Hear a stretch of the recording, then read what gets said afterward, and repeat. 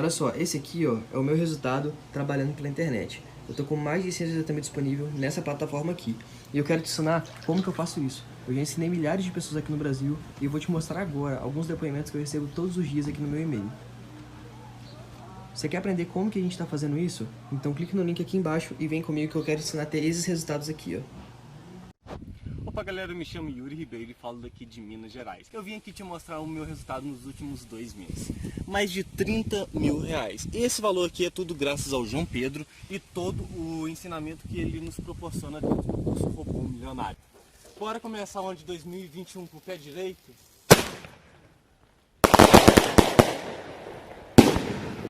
Você também pode ter esses mesmos resultados. Quer saber como? Clique no link aqui embaixo e vem comigo.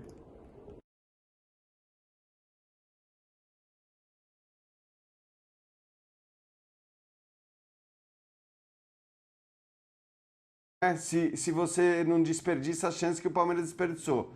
No segundo tempo, o Grêmio voltou melhor, indiscutivelmente. Acho que foi um segundo tempo até que equilibrado, mas para mim o Grêmio ligeiramente melhor, até porque tinha que tomar a iniciativa, tomou essa iniciativa. O Palmeiras continuava falhando ali quando tinha as chances criadas, mas eu, Prieto, esperava um jogo muito parecido com o que foram os 45 minutos finais, né? Acho que era isso que mais ou menos todo mundo esperava, até porque trata-se de dois times aí na briga pelo título ainda, o Abel mostra que quer brigar pelo título, então acho que assim, o segundo tempo foi dentro do que se imaginava.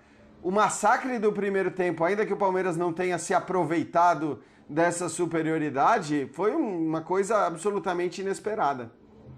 E o Everton brilhando mais uma vez, né? Fazendo um grande segundo tempo, com muita segurança, mas não conseguiu evitar o gol do Diego Souza. Pedro Ivo, boa noite, 1-1, o empate nesse clássico do Campeonato Brasileiro. Ruim para os dois, né, Pedro?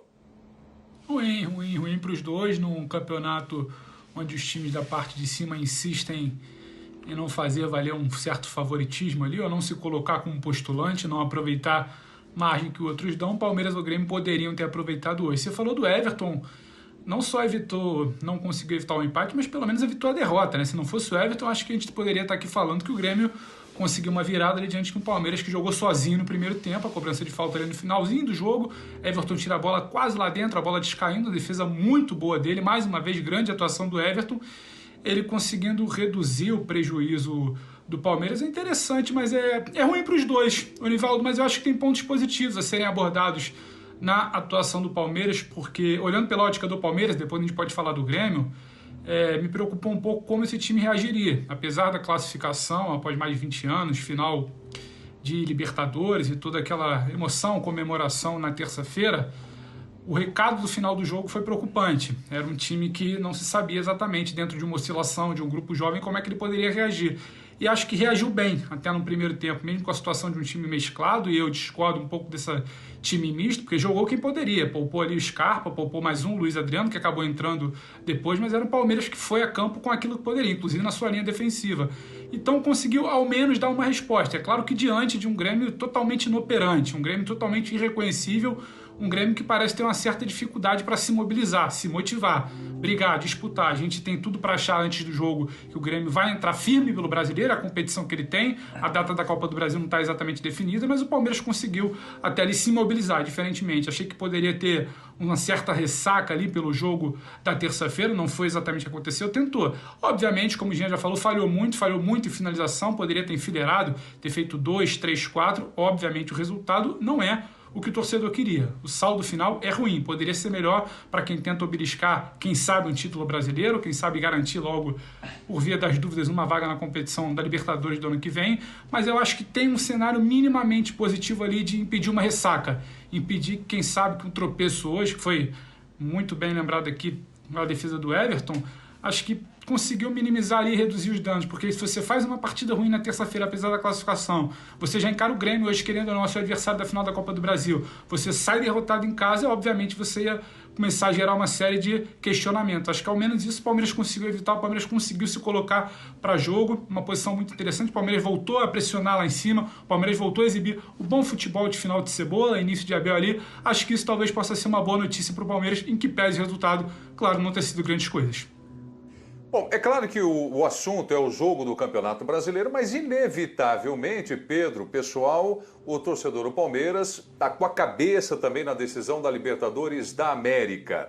Eu vou ler aqui uma pergunta do Amauri Garcia no Twitter e vai ter uma enquete também na tela, mas já fica valendo essa pergunta aqui para todo mundo. Palmeiras mostrou que pode competir com o Santos dia 30 em igualdade de condições? Prieto, o que vocês acham? Está perguntando aqui o Amauri de Botucatu. E vamos colocar na tela aqui a enquete do Linha. Vamos nessa. A respeito aqui do jogo do Campeonato Brasileiro, empate por 1-1. Quem ainda é candidato ao título brasileiro? Essa é a pergunta. Quem ainda é candidato ao título brasileiro?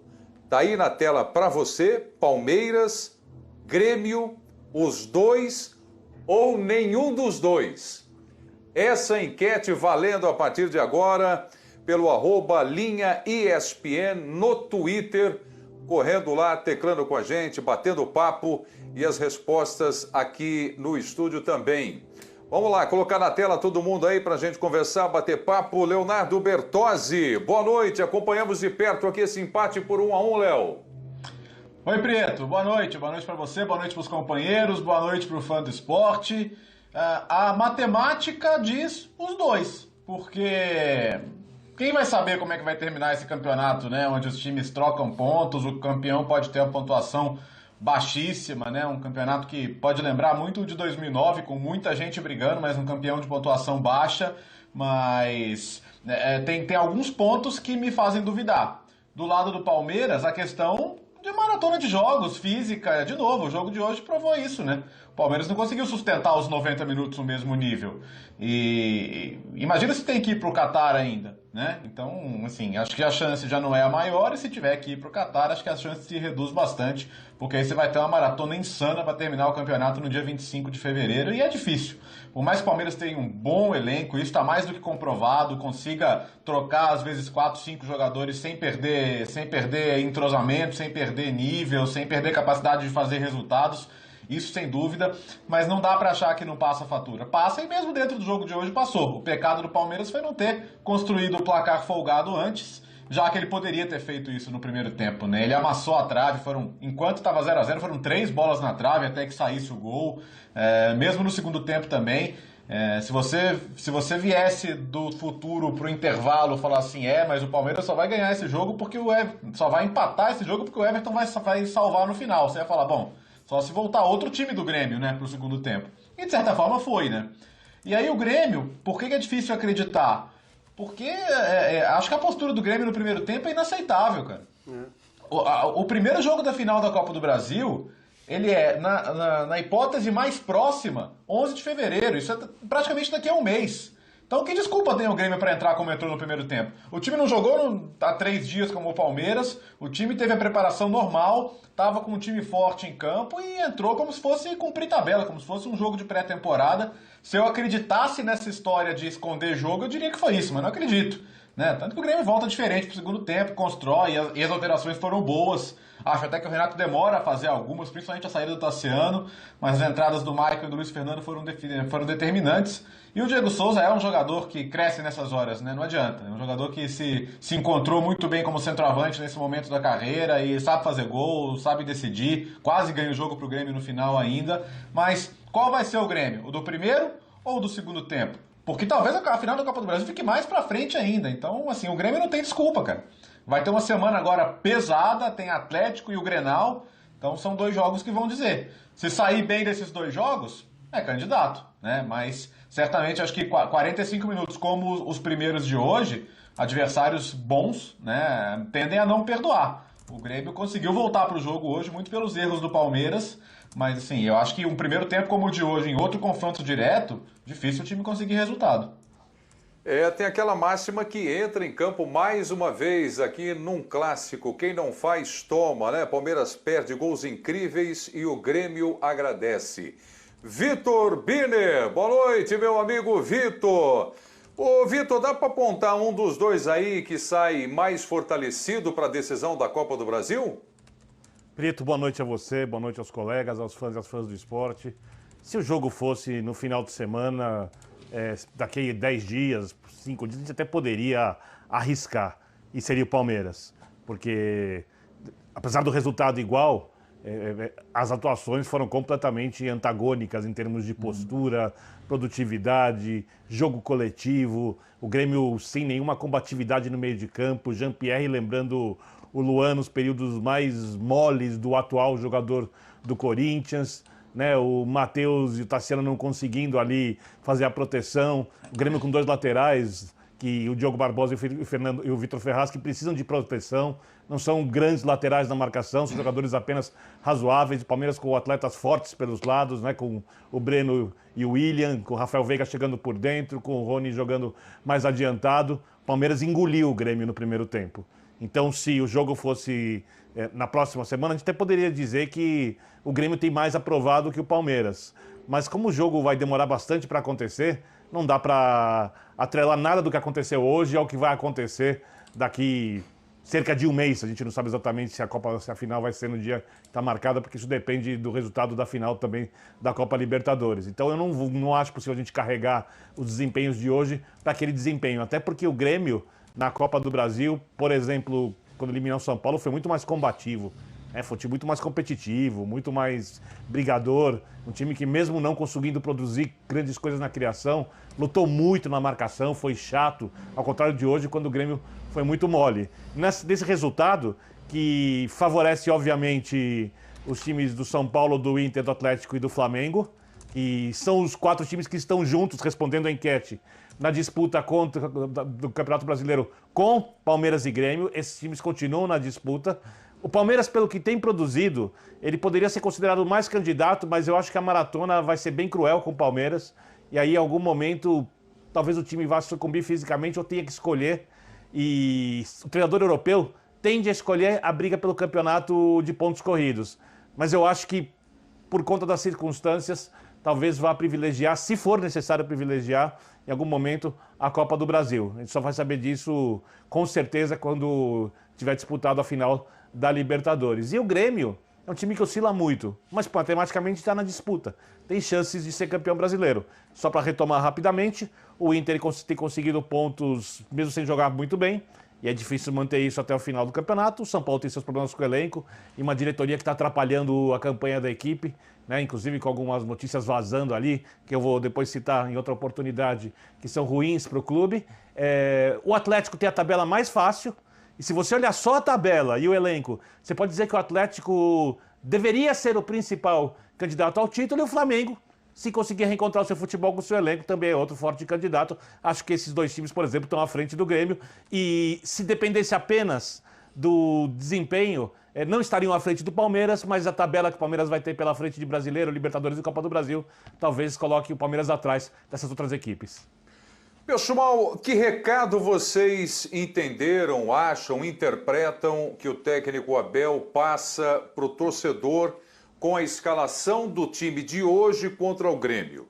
Ele passa o recado de que ele poupa alguns atletas pensando na Libertadores da América, ou ele está com a cabeça também no Campeonato Brasileiro, Jean?